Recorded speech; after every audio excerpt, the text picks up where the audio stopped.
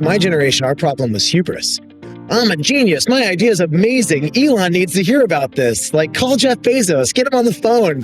He needs to know about my new subscription shoe company. It's like, who cares, man? But we all had way more hubris than we should.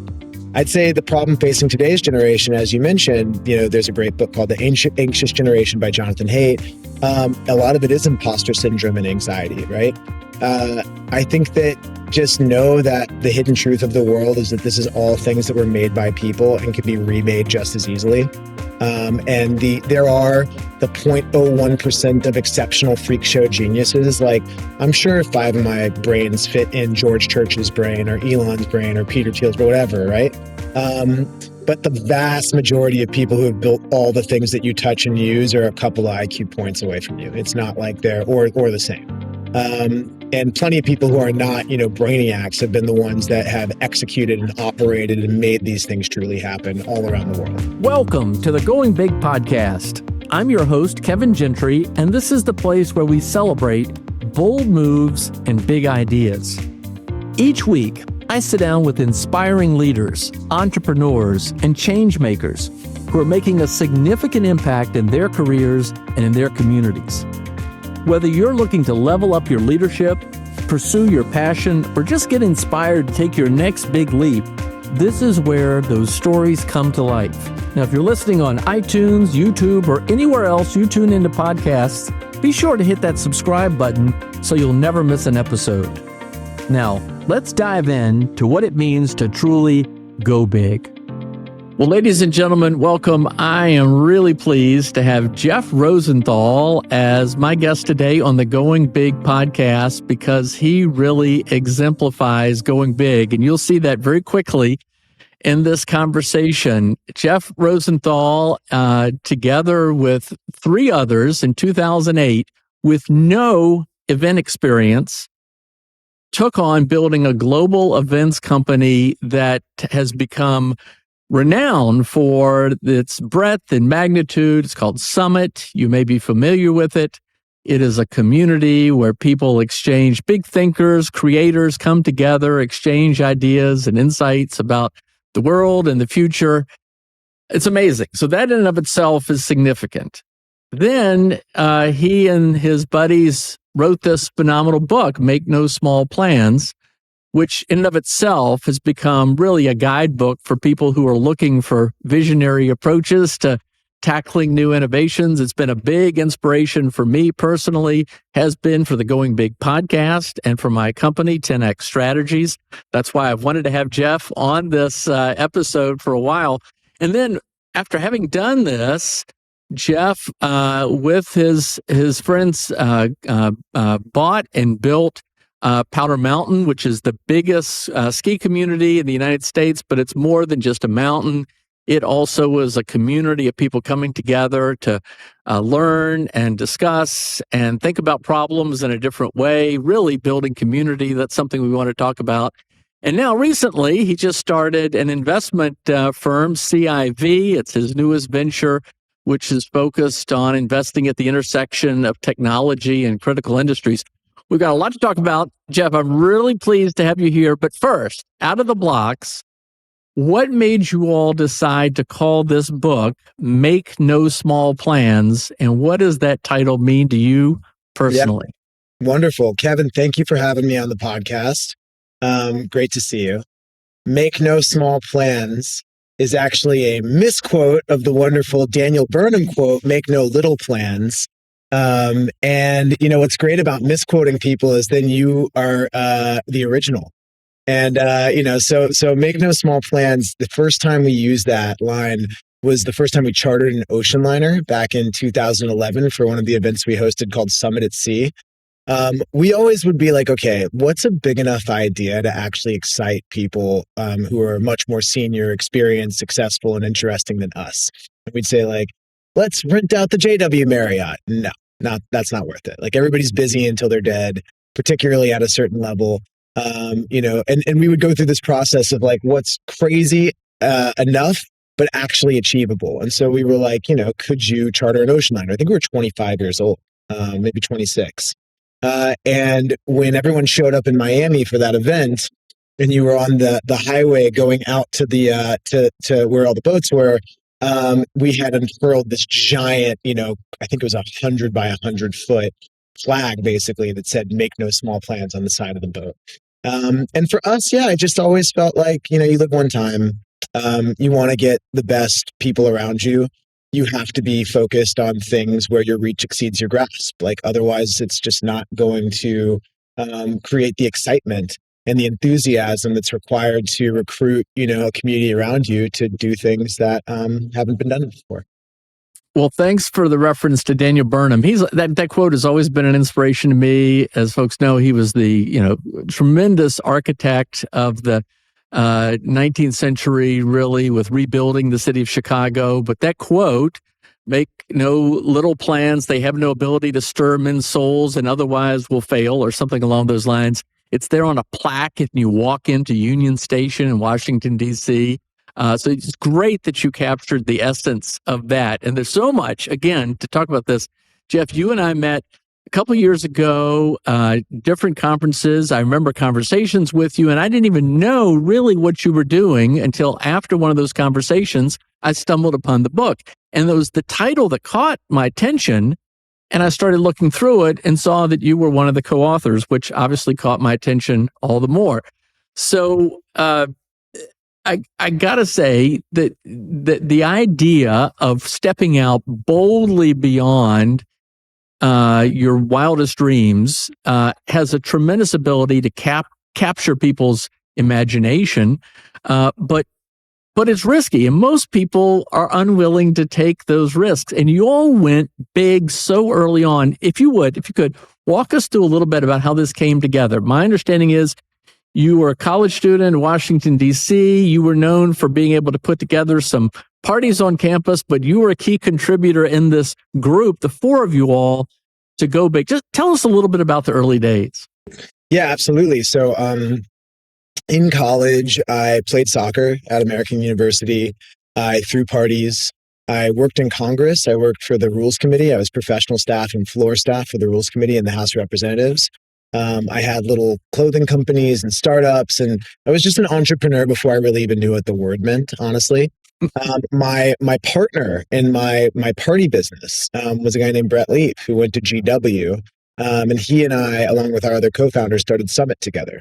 After school, I'd moved to New York, had a couple of jobs, started a business, and that business started to scale. And when you're 22, 23, and things start going well, everything falls apart because you have no experience, you don't know what you're doing. And I was like, man, we were all like, we really need to build a peer group. And so, we cold called and Facebook messaged different entrepreneurs that we had read about. We got 19 people to go skiing with us in Park City, Utah in 2008. Sam Altman was on that first trip, the founders of College Humor, founders of Thrillist, a couple of other really amazing people. 6 months later, we threw our second event in Mexico, and it had the founders of Facebook and YouTube and Uber before Uber, but also Change.org and Donors Choose and Charity Water.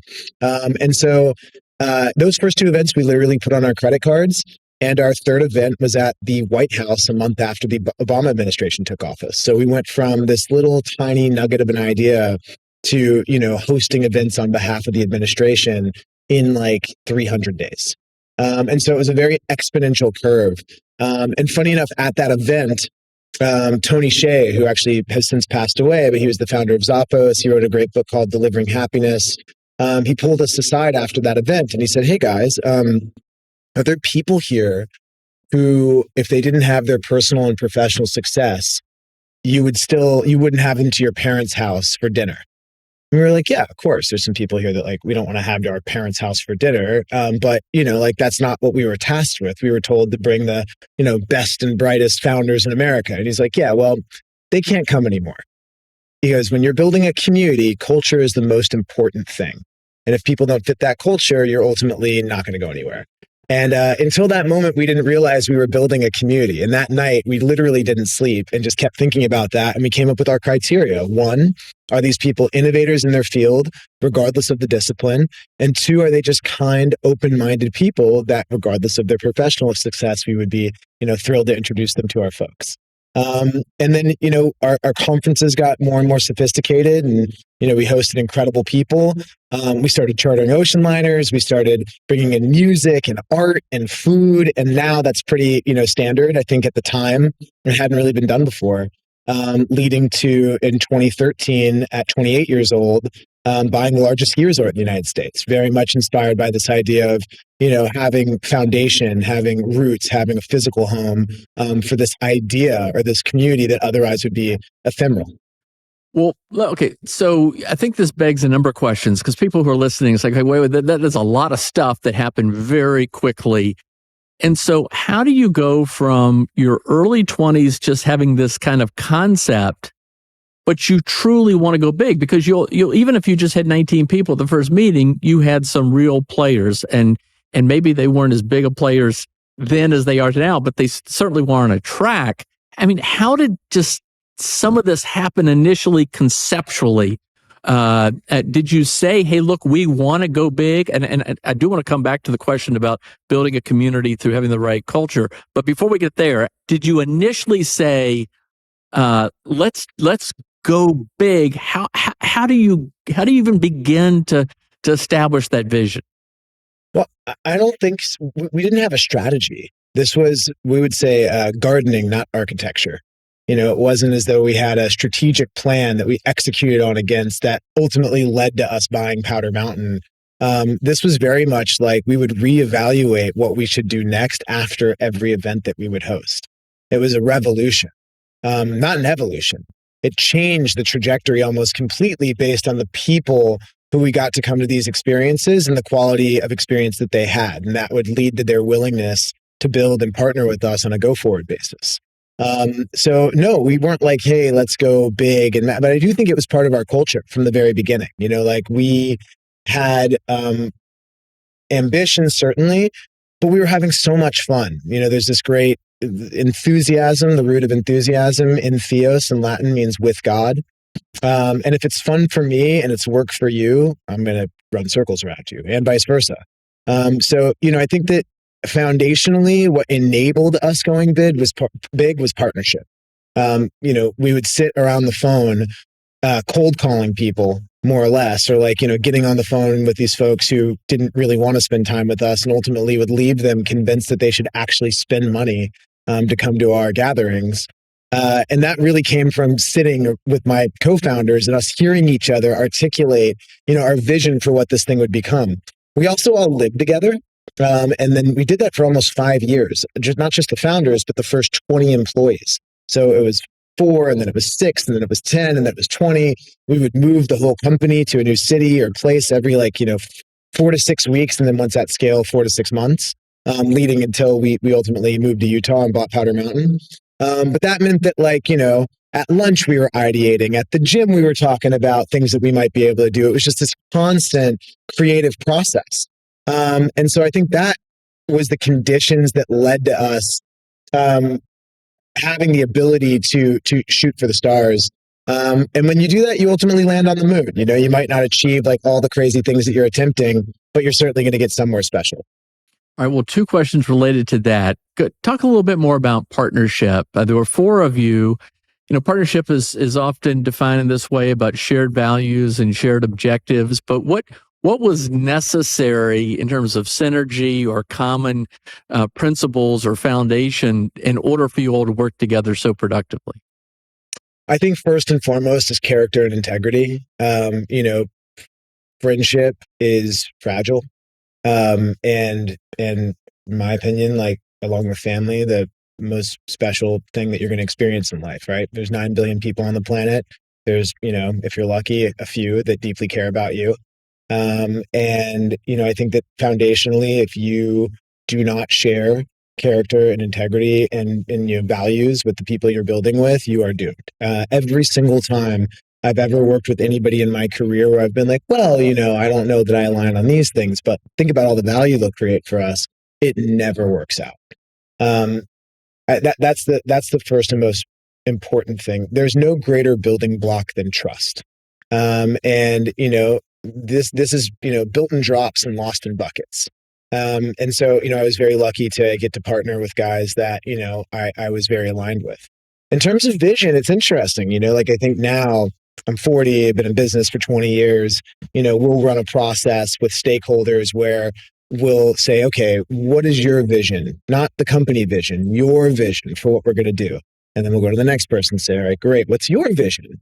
And then how do we align those different perspectives and overlay them so we ultimately are all very clear on where we're going as a team?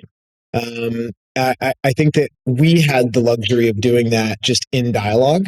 And because we were so young, we were 23 when we started this, we were just sharpening each other like swords. Like I needed my partners to evolve to a greater place today than they were at yesterday. Like if you were only as good as you were yesterday, that's not good enough. And so all of us held each other to a really high standard.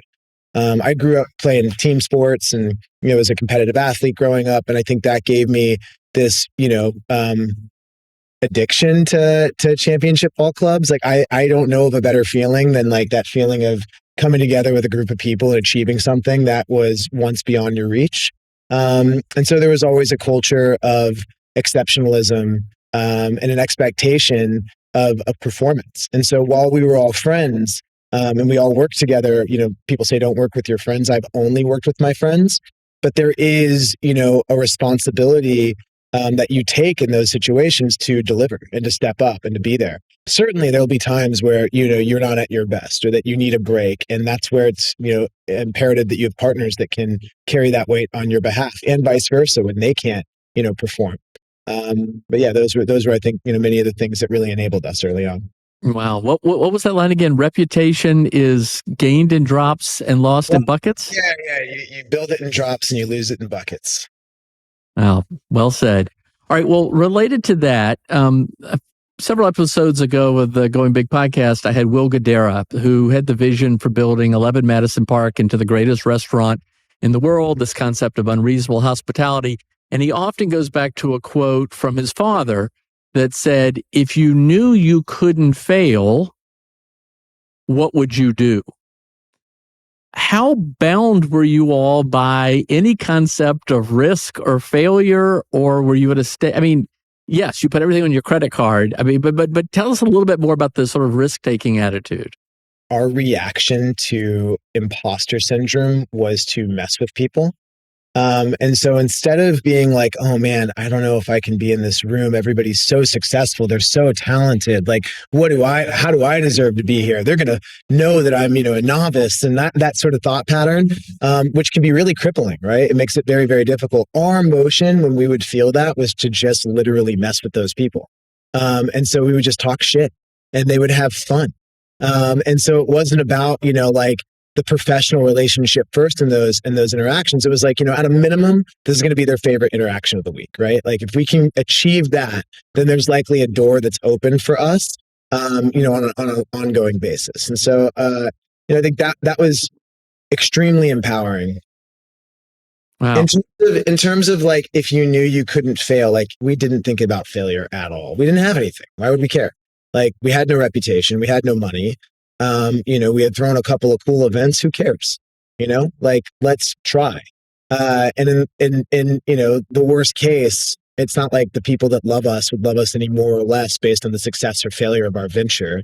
And I think that, that enabled us to really go for it. Like, none of us come from like mega wealthy families or anything, but we certainly did grow up, solidly middle class and have loving parents. And, that puts us damn near the end zone in the scale of life, right? And so I think we really did feel like we had the capacity to do something great, which is totally unmoored from reality. Like none of us were Target students, none of us went to Ivy League schools, none of us were recruited to Goldman Sachs. Like we were pretty non-target guys. And yet, we unreasonably thought that, we too could build something special. I think that there's a way to perceive failure that's more productive, which is just, it's all a learning opportunity. It's all, on the path to getting where you want to go. If you are doing something new, you're definitely wrong. The question is just how far are you from the right answer, right? So accepting that is key. There's a great, book that the kind of like the the graphic novel version of the samurai philosophy. It's called the Hagakure. It's this amazing. I love this book, but one of the things that they talk about is being a samurai. It means that you're always in shame. You're always in shame because you're always trying to improve beyond the point that you're at today, and therefore you are in a constant state of failure. Yeah, so I think that from very early age was our perspective, and allowed us to go for it. All right. Well, just to give us some perspective, in those early days of Summit, was there a particularly scary moment when you were like, oh my gosh, what have we gotten ourselves into? Or is this going to work or what? It started working almost immediately. So there was never like, is this going to work? Like it was the right idea for the right time. Like, these worlds were all wildly disconnected. Nobody's businesses were really relevant to each other's, right? And so today that's completely shifted and everything really is connected. But you rewind the clock 20 years, it was a very different business ecosystem. So I think it was the right idea at the right time. The momentum was always there. We would call it, Kevin, Final Fridays. Have you ever heard the term Final Fridays? No, please go ahead. Final Friday is the last day you can wire the money because the bank is closed. Right. And we had plenty of those where it was like, we've all been there. We were like, man, okay, we got a week and a half to figure this out. When we chartered the first ocean liner, we didn't have the cash. They let us do it in payments and we didn't have to show proof of funds. So like we could have lost the sailing after taking in millions of dollars. Like I wouldn't suggest it. Or when we bought Powder Mountain, in the time between locking up the exclusive right to buy it and hosting people and raising the capital and buying the mountain, we built a $3 million lodge on top of the mountain to drive to that final amount that we needed. I think we were like 20 million short. And so we took 3 million of our earnest capital, the money that wasn't in escrow, and built this lodge. Had we not completed the transaction, we just would have, built the owner as a nice lodge. So clearly we have a very, very high degree of risk tolerance, or at least used to. And I think that, I don't want to name the partner by name, but I have one co-founder who would be like, dude, if we don't get the money in a week and a half, we're out of business. So you'd be like, a week and a half? It's not even a problem. Call me next Wednesday. I'm going to play tennis. You're like, all right, dude. So, we certainly, touched the sun a couple of times. Well, I got to tell you, I think I've shared with you that the book came at a critical time for me. I was thinking of starting a new business. I had too much apprehension about it. And it really gave me the encouragement to go. And I think I shared with you a friend of mine from Santiago, Chile. He and I have been working on different efforts in Latin America for a long time. And we had this idea about bringing together in communities some people who were very concerned about human freedom together in one spot. We picked Lima, Peru, and we just said, let's just do it. And let's just do it in a few months. And it was about 3 weeks out where we were like, we really probably ought to pull the plug on this. This is crazy. We are in over our heads. It's not going to work. And I'm telling you, it was just like, let's just go. What's the worst that can happen? And it worked. And there's a lot to be said for just going. Well, tell us a little bit more about First Summit and then Powder Mountain. First Summit, in terms of it's not just an event, it's a community. And you talked about how culture is important to that. What's the goal? What are some good things that have come out of it as a result of bringing people together like this? Yeah, we always refer to it as a mutual aid society. This idea that our liberation is bound up together. I genuinely get more pleasure out of being a part of the stories of people who I either care about or am inspired by, and supporting those people and the things that they want to achieve in the world. I certainly have my own ambitions that are also equally unreasonable, but it's what made us real community builders. I think there were 1,000 others that started around the time we did. Ultimately, the reason Summit, really lasted and was durable was because the people at the top of that organization truly were doing it on behalf of a community. It was not a scheme to eventually make money. It wasn't, and it was really about what we were saying, what it was about. There was no extractive, ulterior motive, and people really felt that. It also leads me to not really wanting to give you the examples of all the things that came out of it. There's 30,000 members around the world, every generational founder, creative, policy leader, you name it. There's amazing things that came from this community. Those are their stories. They're really not my stories. And that's another thing that I was always pretty allergic to. And every journalist would ask the same thing, be like, okay, well, tell us about, the outcomes, like who partnered with who and, what happened here. It's like, you know what, that's really their business. That's not our business. Like we shouldn't claim those successes because frankly, like an introduction, a connection, that's 0.01% of what it takes to build anything. And then it's a decade or more of, a lot of people's life's purpose and work and just, the amount of time and effort and energy. And so I'm very apprehensive to really like claim those successes as our own. What I will say is that there's, billions and billions of dollars of companies that were formed and impact areas that were underwritten and marriages and children and, all of these really amazing and wonderful outcomes that came from Summit. But I think that foundationally, that idea of a mutual aid society is not for everybody. There were moments where Summit got cool and people were like, oh, yeah, that's me. That's what I want to go and be a part of. And when they got there, they didn't really feel comfortable in that kind of an environment, right? It's very much self-selecting. And, for those that love it and enjoy it, there's really still nothing else like it. All right. So Powder Mountain, how did that come about as an idea? I mean, were you just sitting around like, hey, let's just go buy a ski resort? And again, it's just like Summit is not an event. Yeah. Powder Mountain is not just a ski resort. What were you trying? What have you tried to achieve there? Yeah, sure. So I'll tell you the story, Powder. So we have amazing mentors. Just our friends and our mentors put us on game. Like I can't overstate how like non-intellectual, how like, meddling we were as entrepreneurs. We're decent. We're not great. We're not, peers with the best in our generation when it comes to like scaling, operating and executing a world-class business.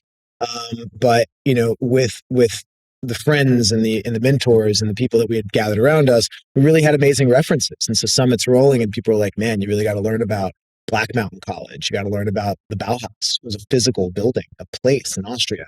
Incredible culture. You could be Kandinsky, like building the foundations for Impressionism, and you're still going to teach house painting classes, right? And so their idea was, we're all just blue collar people, and we reach moments of exaltation and make great works, and then we come back down and we, make a sandwich and go to bed and take a shower like every other human on the planet. There was, Gertrude Stein in DC and her salons, or Catherine Graham. Gertrude Stein in Paris, Catherine Graham in DC. There's just these wonderful examples of these physical places or these communities that came together that had lasting impact. And so for us, we had this sneaking suspicion that for Summit to be able to stand the test of time, or at least the culture, because it doesn't even need to be Summit in name, but the culture of this community, it would need roots. It would need a physical home. So we looked at Soho House type models. We looked at beachfronts, and we were 27, 28 years old. We had never developed anything or built anything vertically. So, a lot of hubris to even consider it in the first place. But we were always like, when it's the right time in 4 or 5 years or whatever, maybe we'll pursue this. Powder Mountain was a broken private equity deal. There was a group called Pranaya out of Japan that had 18 golf resorts and 1 ski resort, most of which were underwater. And it was quietly for sale. And so one of the, members of our community had a home out there, said, guys, you got to come and see this place. And we're like, you're a moron. There's no way we'll ever do this. And we'll see you on Saturday. Because we ski and we had heard about Powder Mountain. It's the largest ski resort in America. It's this legendary place that, people who ski there say they ski at alpha. You know what I mean? It's like, just, that's the rule. And we get there and we're standing on top of the mountain and we're looking out over the Great Salt Lake and we can see 4 states from the top. And we're like, this is our destiny. Like, we now have to do this. Funny story. So we threw an event called Summit Base Camp in Squaw Valley. We had 750 people there. And on the last day of the event, about 60 or so of them got a note from us saying like, hey, change your flight, meet us behind the hotel tomorrow morning. We're not going to tell you where you're going. And so there was a bus and everybody gets on the bus and they go to the airport in Reno and there's an unmarked gate with no destination on the screen. Like it's Harry Potter going to Hogwarts or something. Everybody gets on the plane. I get to get on the mic and, do the announcement. And we land in Salt Lake, take everybody out to Powder Mountain and do our first event and kind of tell this first group our vision for like buying this mountain and building this community. It took us about a year and a half to crowdfund the money from, people who we had built a reputation of over-promising and then over-delivering. We were lucky to get some fantastic investors who the sentiment was basically like, guys, today you are not able to succeed at this, but we believe in your capacity to actually learn and grow into this to where we think that you will be able to succeed in it. And so again, very, very lucky that we had these founding members that took this risk on us. And then, we built about 5.5 miles of roads and infrastructure, 5 neighborhoods, deployed about $250 million of capital. We had an incredible time. We were hosting every weekend over that, 2-year run, hundreds of people, music and food and activities. And as soon as those people left, all of the master planners and architects and land planners would come in and we would run these charrettes throughout the week to figure out how to actually do this, right? So it was insane, but we were young and we had the energy. So ultimately, we grew that over quite some time. It was considerably harder than we thought. Again, like just, reckless naivete, honestly. And I think we got pretty lucky. We did build a plan while we flew it. And we ultimately sold controlling interest about 2 years ago to Reed Hastings, the chairman of Netflix, who was a long-term neighbor at the mountain, who's now the CEO. And goes to the office every day and runs the resort and has very generously contributed 9 figures of capital additionally to continue the development and the art programs and all that kind of stuff. So I'm still a co-owner, albeit a small one. It's now the Reed Show, which I couldn't be more thrilled by. And we're still neighbors. We still host events up there all the time. And I think the vision now, Reed took what we had done. And then he ended up, first of all, expanding the resort even further. It was already the largest resort in America. The announcements that you're going to see in the next couple of months are pretty astounding. And he took half the mountain and made it private and half is public. And so there's a bunch of other fun things that we did out there. There's tons of stories or whatever. But, his philosophy is, one, he wants to make a more approachable and achievable private resort, with Powder. And there's 10,000 private golf courses. There's like 1 private ski resort in America right now. And so this is the way that there's really a financial model to do this. Like, frankly, it was always a struggle. I mean, again, like we were so naive. We raised the first, 40 some odd million dollars to buy the asset. And we're like, oh, roads, infrastructure. That's right. We need more money and, municipal bonds and EB5 financing. And, it was a real crash course. But what I'll say is calm seas make for shitty captains. And I couldn't be more grateful for the whole road. Well, Jeff, what is the difference between a bold plan and a reckless plan? These days, I advise against the build the plane while you fly it metaphor. Like, that's a very dumb way to build anything. And 9 times out of 10, you're going to crash the plane. Don't do that. These days I measure 10 times before I cut once. I'm 40. I have 20 years of experience in business. I have all of the relationships and network and platform that I didn't have when we started Summit. So the idea that you would just use, endless, boundless energy to, pave over your mistakes, can't do that at 40. It's just not going to work. And once you start playing, at a higher, say, risk reward level, you don't get the same sort of leeway. Like today, if we raised our first fund with our investment firm, CIV, it's a $210 million fund. If I deploy it recklessly, first of all, I'm, absolutely betraying the trust that my investors have put in me. But also, if I blow it, there is no fun too. Like, I need to go into a new business. So yeah, my advice would be, foundationally, if you have a big idea, you have a bold vision, stabilize that idea. Really talk to as many people as you can who will beat up your idea and tell you all the ways in which you're wrong. Sometimes they're right and sometimes they're wrong. If they're a category expert and you want to do something innovative, they're going to be biased to things not changing and not working, right? They don't, that tends to be the case also in big institutions, as opposed to, your rebel alliance. So, when we started CIV, just to put it in perspective, the first thing we did is met a dozen law firms, which seems counterintuitive, right? It's like, what? What do you mean meet a dozen law firms? It's like, well, they all work with all the other kinds of companies that look and smell and act a lot like we will. They have all the category expertise. They've seen the ways to do it that are right and the ways to do it that are wrong. And frankly, they want to win your business, right? And so you're going to get some really amazing reference calls with those people who are also experts. And we tend to do this, like, and now at this age, I want to take, hundreds of meetings on a topic area, and I want to understand, all of the different ways that something can be done. And then you can really diffuse that and determine what it is you want your version to be. So, I was a bit, I just didn't have mentors growing up in that way. Like, I didn't know anybody that had built like a big scaled entrepreneurial endeavor growing up in Dallas, Texas. It just wasn't my community.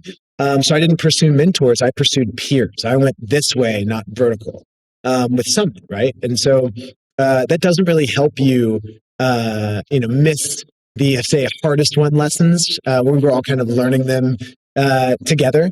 You certainly had, a greater set of resources, but it wasn't like you had somebody with gray hair who had done it before, shoulder to shoulder with you. And so had I been able to rewind the clock at Powder Mountain, I wish that I had just given, a third of the project to Barry Sternlicht and Starwood and say, hey, buddy, you run it. Here's a third of it for free. Make us all rich and successful and all, do what I'm great at, which is building events and community. All right. Well, tell us about your new venture, CIV. You referenced it, but what's your vision there?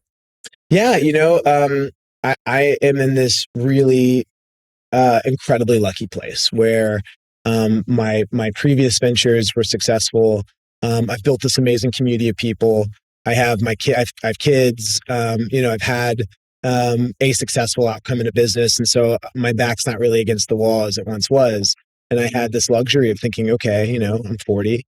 These are probably my Jordan years. The next decade or two are going to be the most productive years of my life. What do I want to do? How do I want to spend my time? Fundamentally, I believe that, nothing great happens in under a decade. Like, that is the minimum it takes to build real wisdom and real scale. And that means that you better love the next thing that you are doing, to be intellectually stimulated in a way where you want to show up and drive, for a decade. I think the Japanese kind of have this, right? Like, whatever it is that you do, build a business, drive a bus. This is all the rock in which you sharpen yourself against in life. It's just all a path to self-actualization. And in this case, I happen to have a best friend, my co-founder, Patrick Maloney. Patrick's built and scaled and sold 3 businesses to publics in the energy sector. And he and I had moved to Austin right around the same time. He had sold his previous business, Inspire, to Shell. I had sold Powder Mountain to Reed Hastings. And we were down in Austin during COVID, really kind of in a similar space. And so we went on this. First, we had to determine whether or not we should build together. Just because you're buddies doesn't mean you should. So we actually wrote each other like pen pals after we would have these dialogues and conversations, because, in a conversation, there's things that can be lost. And so things as simple as, like, what time do we get to work, right? Like, what level of in-office participation is required of all of our employees? How do we both feel about that? What's the culture that we want to create? We then looked at holding company models, incubator and accelerator models, and we ultimately arrived at this back and build structure that we're now deploying at Civ. So Civ is short for civilization. We both back companies and also will co-found companies on platforms. So we still get to, exercise our entrepreneurial spirit in a way. It's certainly entrepreneurial building an investment firm. Like, it's a startup like any other startup. But we also still have this function where we actually can launch things off the platform. In terms of the why, I think that this is a very, very unique time in history. You have this inflecting energy demand driven by compute and reshoring.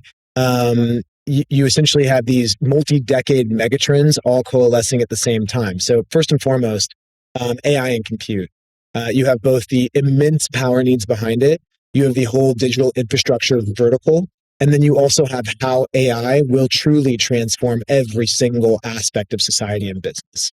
We're then reshoring after 30 years of globalization, critical industries of all types, right? And without deep advanced manufacturing and automation coupled with software enablement, it will not happen. We just fundamentally do not have the assets required to reshore these industries in the United States and build them new. Right now we don't refine uranium in the United States. We don't refine lithium. We have one copper mine that's at full capacity on a global scale, right? So ultimately, we don't make transformers in the US right now. There's just 1,000 of these things that we need to do really for long-term prosperity. And it will require a real industrial evolution to take place. And then the third is power. We say that we want to electrify everything. We want a 3x electricity consumption in 10 years. This is a physical impossibility. You can't scale power like the internet. It just doesn't work that way. This is steel, and this is rebar, and this is concrete, and this is like dudes in hard hats and work boots on job sites. Like, just does not scale that way. So it's also now becoming clearer and clearer that it's a national security imperative. And it always was the greatest input to prosperity. So I think we're energy blind in our society. We just don't really realize how foundational power is to all of our prosperity and how it always has been. If you look at healthcare outcomes, education outcomes. And so we invest across all these things: energy, robotics, AI, supply chain, logistics, manufacturing. We're very founder driven. Like, I've just never seen an outlier company that wasn't built by an outlier founder and a remarkable team. I don't believe in hired guns. Like, I'm not going to take over that business and run it if that founder who had that vision isn't present. I just fundamentally don't think it can be a venture scale return, which is a very specific thing. Like, there's plenty of amazing businesses in America that you can build. You can make millions of dollars. You can sell those for tens of millions of dollars. That is not a venture scale return. This game that we are in is about 20x outcomes, right? So we tend to focus on scale tech, not deep tech, meaning that we're not doing things that are with significant science or technology risk. If it's in the lab, it's not for us. I'm not a PhD. I can't help you there. But we do fundamentally believe that the chasm to cross with the vast majority of things is one of execution, not one of pure invention. We then like to test customer demand. So we literally underwrite and subscribe commercial partners through our investment process. Founders love it, right? Because they walk with really high trust, high reference customer relationships. And that's the best way for us to know, how the market sees that product. Will you buy it? On what timeline? At what scale? And then it allows us to back into competitive unit economics. And so this sounds a little obvious, but if you've seen how a lot of these things have been invested in the last 5-10 years, there are a lot of things that people have bet on in huge ways that at the end of the rainbow just do not have fundamentally competitive unit economics. They will not scale. And it's been a blast, man. So this is our first fund. I have one other co-founder named Abijoy Mitra. He joined us from Cotu, where he was a general partner, and previously was at a firm called Valor Equity Partners. They were the lead directors at SpaceX and Tesla. And we've been building an incredible team here in Venice, California. We actually bought 901 Abbott Kinney, which is the former Charles and Ray Eames office, where we've been building like a little innovation campus. Well, you are certainly making no small plans. You pack a lot in there. And you know Tyler Cowan, Jeff, Brendan McCord. I've had them on recently on episodes where they both talk about, with respect to artificial intelligence, we ain't seen nothing yet. I mean, it's just going to be mind-blowing, the pace of new innovation. So good for you. Well, I want to bring this to a close with some additional advice that you might give to those listening. The first is, what would you share with people who just deal with the psychological barriers of, I just can't, even if I dream this big, I just can't do it? How do you, it's just easier to listen to those who say, don't do it, it won't work, often than it is to that little voice of encouragement, just go for it. What would you share? What words of encouragement would you offer? Well, first and foremost, if you think you can't, you're right. Just first principle, start there. If you think you can't, you're definitely right. So changing that mindset, of course, is essential. And when I talk to kids these days, like my generation, our problem was hubris. I'm a genius. My idea is amazing. Elon needs to hear about this. Like, call Jeff Bezos, get him on the phone. He needs to know about my new subscription shoe company. It's like, who cares, man? But we all had way more hubris than we should. I'd say the problem facing today's generation, as you mentioned, there's a great book called The Anxious Generation by Jonathan Haidt. A lot of it is imposter syndrome and anxiety, right? I think that just know that the hidden truth of the world is that this is all things that were made by people and can be remade just as easily. And there are the 0.01% of exceptional freak show geniuses. Like, I'm sure 5 of my brains fit in George Church's brain or Elon's brain or Peter Thiel's, or whatever, right? But the vast majority of people who have built all the things that you touch and use are a couple of IQ points away from you. It's not like they're or the same.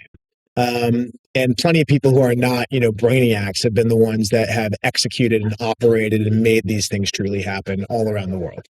And so, and I think that when you interact with people like that and meet them and humanize them, it really helps you see yourself in that state. Friend or fan is an important, early foundational piece of advice I got. It's like, you're either going to be a friend of these people or you're going to be a fan of these people. I don't need any fans. I do need friends. I like talking to people who are passionately interested about the things I'm passionately interested in. And if you ask me a good question, I get to reinforce my own knowledge, learning, expertise, and enjoyment, right? Like, I enjoy these conversations. So I'd say, truly finding something that you are enthusiastic about so you can build your own expertise and you are worthy in a conversation with someone you admire where you're also adding value. And entrepreneurship's not for everybody. It's okay. Like, I refer to it as an affliction. I'm afflicted by creation. Now I can say I'm enthused, or I can use much more flowery language. But the reality is I'm going to die with my boots on. It's okay. Like, I know this. It makes me a better husband. It makes me a better friend. It makes me a better father. For me, it's the fountain of youth. I get energized by this. Plenty of people get drained by this. And the risk, man, if you don't deal well with anxiety, do not do this. Like, it's just not for you. You can work with or for an amazing entrepreneurial company. Like, I encourage that. Like, if you care deeply about a space and you don't feel like you are capable of doing what I'm talking about, go and join an organization that you think has a shot at doing it. I really get annoyed about, one of my big gripes with, and I'm on the board of Ocean Conservancy. I'm on the Leadership Council at Conservation International. I do care about, irrecoverable climates. Like, I love the earth. I enjoy nature. But a big problem with this movement is just this whole kind of like, oh, our parents' generation left us with this legacy and now we're screwed. It's like, dude, then get in the game. Like, join an organization that can solve the problem. Imagine if we talked that way about cancer. Oh, cancer, our parents' generation didn't cure cancer, and now we're stuck with the bag. It's like, no, dude, that's not how that space works. Like, people are inventing the future every day in life sciences in ways that will extend our lives and those of our loved ones, right? And so I implore, people not to put the pressure on themselves to do it if it's not for them. Like, if you tend to have a trend line, like you heard me. I was like 19, I had like 5 projects. I didn't even know what entrepreneurship was. It's just like, that's in my nature. It would make me a really shitty employee. Like, I'm telling you, I promise you, I am a bad employee. Like, I was not good at any job I had. I won't be good at any job in the future. But as like an entrepreneur, as a leader, as a founder, it is a skill set. So all it is to say is that, lean into what makes you exceptional. All of us have something. Every one of us has a gift. Discovering what yours is and then where to apply it and with whom is essential. I'm also not a CEO. I should specify that. Like, I know this about myself. I would be a meddling, decent to poor CEO. I'm a fantastic co-founder. I'm a really good team member. If you throw me the ball or if you hand me the ball or if you put me around, the line, I need to sack the quarterback all day long. I'm not the quarterback. That's okay. And there's no ego around that. And so I guess the only other thing I would say, and this is, run-on sentence, but I'm just trying to share some value here. I'm extremely sensitive to extrinsic motivation. I tend to only want to spend time with and work with people who are intrinsically motivated. And so if you're thinking about like the thing that you will buy or how people will view you or any of those things, you're just not going to get there. Like, sure, there's, malignant narcissists who get to, the greatest positions in society, it seems, in this day and age. But if that's not you, which I hope it isn't, and if you're listening to this podcast, you almost certainly are not. You really do need to focus on the intrinsic, what truly motivates you, what's going to bring you personal pleasure every single day, and assume it's a 20-year run. Like, if you don't think you're going to do it for 20 years, don't start. And if you do, if you believe it, then who cares what happens on a day-to-day basis? Like, you're going to, the search is in progress. You're going to find it. Awesome. Jeff, I've always enjoyed conversations with you over the years. You have this intellectual curiosity, you have this enthusiasm. It's infectious. Good for you. All right. So here's a last two wrap up questions. I always ask this. You're still a young man, but thinking about a younger version of yourself, maybe that 19-year-old, 20-year-old, what now, knowing what you now know, what advice would you give to that younger version of yourself that you might have done any differently? Well, yeah, I think economically, I wish I bet more on all my friends. Like the people that inspired me the most generationally ultimately went on and built some pretty incredible things. And if I could rewind the clock, like I've been investing for a very long time, and I, definitely had some of those opportunities early. In some cases I did, and I wish I doubled and tripled and quadrupled down. But bet on your friends.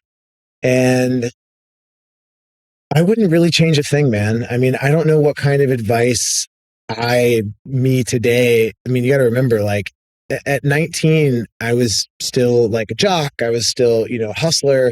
I was still, motivated by all the things that like a college kid are motivated by. And to say like, hey, dude, you need to prioritize these things versus those, like I wouldn't have been able to hear it. I'd have been great. I need to learn that through experience. So at 19, I mean, man, just do your best, forget the rest, never surrender forever. I don't know. Well, you may have summed it up, and you've given a lot of great advice, but just the parting words for anybody listening who knows the value of casting a big, bold vision, and they're hearing from example, and they're energized and they're inspired. What do you tell them now? Think of yourself now as coach rather than a member of the team. What advice would you share? Yeah. Well, my job now as a venture capitalist is to do this, right? I'm evaluating markets, businesses, and people. I'm determining whether or not I believe that there is a real scale to this business or this platform. Like, can this truly be world changing, right? Then I'm looking at the approach. Like, do you have an approach that is durable? Like, can you build and scale a business in this space that is, capturing value and creating value? And then I'd say the most important piece is the people. And is this somebody that I believe is a true outlier founder, a 0.1% founder? That means 1 in 1,000. And a lot of that has to do with leadership. Are they coachable? Is a huge piece that we think about. We back people who've built and scaled and won things before. We also back kids that are like straight out of school and they're geniuses with no experience. And the question is, okay, are they coachable? Like, can we work with them? Are they, and not just us, but anybody, like, do they think they already have the answer to everything? Or are they going to be like voraciously pulling in wisdom omnidirectionally for the rest of their lives? People who are, idea generators, it tends to never stop, right? Like if it's somebody who's like, this person could be really good, but they don't really have an idea yet. It's like that tends to not really work. Like, they have ideas all the time. The question is like, which one to pick, right? And how to refine it and how to make it better, how to stabilize the idea. And then I think the piece that is often overlooked is leadership. Like, can you recruit and lead and inspire a world-class team? It's incredible. And you see somebody who's like 23 or 26, and it's like, whoa, how did you get like all these rock stars to like leave what they were doing or choose this path to go to work with you versus something more established? Like, that's a real signal. And so I would reflect on, like, do I have those things? Like, am I building into a space that is truly, worthy of my time and other people's time? Or is it also rare? Like, I have plenty of friends that are like, deal brokers, and they're going to make a lot more money than me. I have no interest. Like, I just don't have any interest in just making money off of like, putting cash and investment together. It's just not that inspiring or interesting. Like, is my approach informed by all of the ways that this was done before? Like the great virtuoso pianists, they didn't just like start, playing jazz. They first learned everything foundationally to truly be masters. And then they started to innovate on top of that platform of what came before them, right? And so I think that a lot of times people take shortcuts and that never works out. Like every time you take a shortcut, you pay for it in the long term. The other example I give is like, what sport do you love, Kevin? What's your favorite sport? Oh gosh, I'd say baseball. Okay. Congratulations, Kevin. You're starting as pitcher, Game 6, World Series. Need you to be at the stadium at 7 p.m. It will be the worst day of your life, right? Like, Yes. you are not prepared for that. Yes. And so don't take shortcuts. And then the last is like really reflect on, am I a leader? Like, do I have those qualities where I feel like I could recruit and grow a true team and a culture and a community around this idea? And if I'm not, I either go and work with somebody who has those qualities, or I recruit that person as the co-founder to build this with me. Lots of great advice. Lots of great insights. Those of you who are listening today, check out Summit, check out Powder Mountain, check out CIV, check out Jeff Rosenthal, and definitely get your hands on Make No Small Plans. If these ideas at all intrigue you, you're going to be motivated further by reading it. You're going to get all kinds of ideas. I took notes, and it was incredibly formative for me. Jeff, I'm grateful to you and your co-founders for giving me the ideas and inspirations to launch my business and even to launch the Going Big podcast, which I attribute its name to you and the book. So thank you very much. And by the way, for the past several weeks, it's been #1 on iTunes in the nonprofit category because I wanted to think big from the outset. So thank you very, very much. Kevin, you're the man. I mean, that's reflective of your efforts. It's very flattering and kind of you to say, but it's not true. You're the man. That's why. Wow, Jeff, it's great to be with you again. Look forward to many more occasions. And ladies and gentlemen, keep your eyes on Jeff Rosenthal for many years to come. Thank you, Kevin. Thank you for listening. Thanks for tuning in to the Going Big podcast. I hope today's conversation left you feeling energized and ready to tackle your biggest goals. Don't forget to subscribe and leave us a review on iTunes, YouTube, or wherever you listen to podcasts. It really helps spread the word, and it gets these inspiring stories out to more people.